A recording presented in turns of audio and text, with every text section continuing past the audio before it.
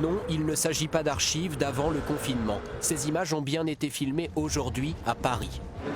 La balade d'un commerce alimentaire à l'autre à l'heure du déjeuner, le retour des clients en masse, comme avant. Oui, il y a beaucoup plus de monde, effectivement, mais il fait beau et c'est dimanche. Je pense que les gens ont gardé leurs habitudes du dimanche.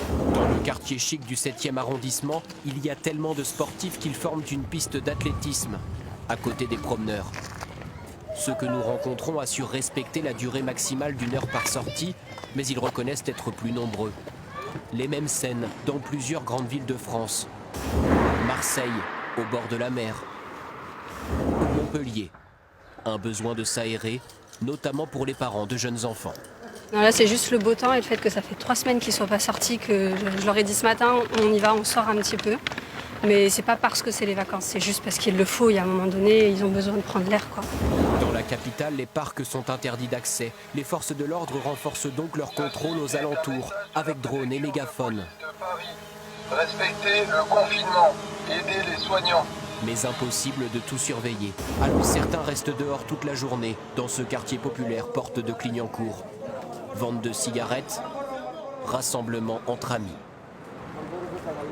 Selon cette mère de famille qui vient de faire les courses, le confinement se relâche nettement ici. Il n'est plus respecté du tout. À un moment donné, il était respecté, il y avait la police ici, mais là, il n'y a plus. Ça fait un petit moment. Un constat partagé avec colère par de nombreux soignants.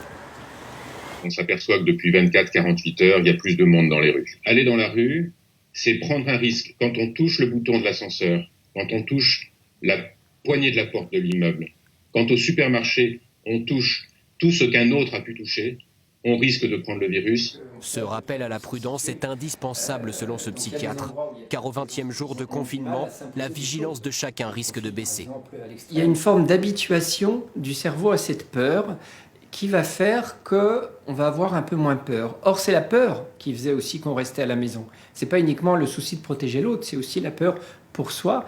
Et le cerveau humain, finalement, s'habitue au pire. Les soignants mettent en garde. Si le confinement, globalement bien respecté jusque-là, était trop vite relâché, cela pourrait faciliter l'irruption d'une deuxième vague de l'épidémie.